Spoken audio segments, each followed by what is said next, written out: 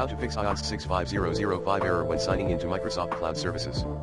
This error code means that the client application has requested access to a resource that is not listed in the required resource access list in the client's application registration.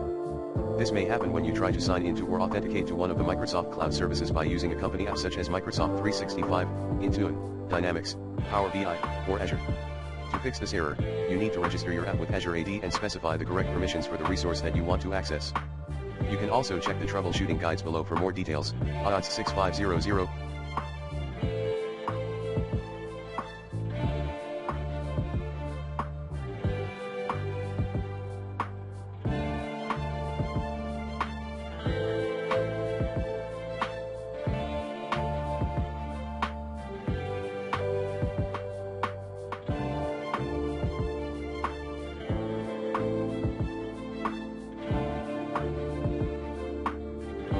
Error when you try to sign into Microsoft Cloud Services. https://support.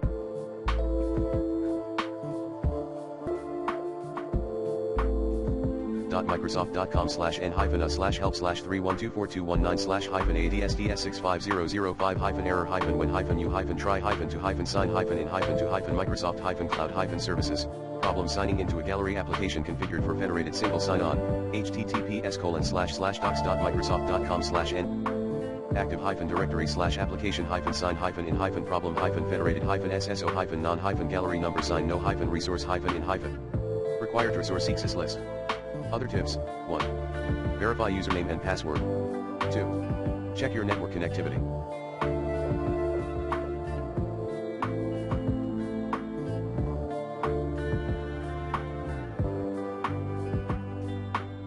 3. Manually register your app with Azure AD. To register an app with Azure AD, you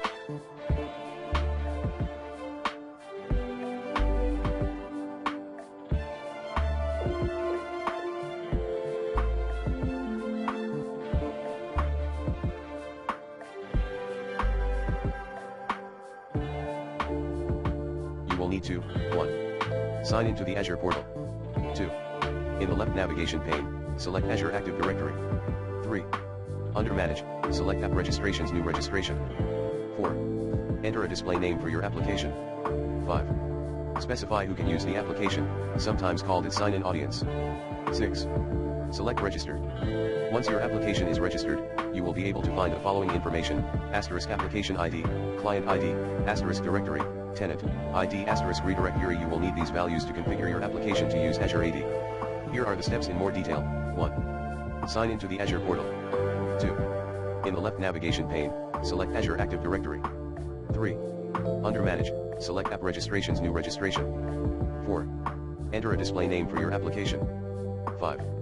Specify who can use the application, sometimes called its sign-in audience. *accounts in this organization directory only. This option allows only users in your Azure AD tenant to sign into your application.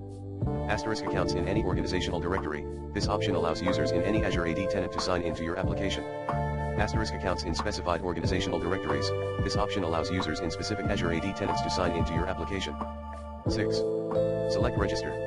Once your application is registered, you will be able to find the following information: *application ID, client ID, *directory, tenant, ID *redirect URI. You will need these values to configure your application to use Azure AD.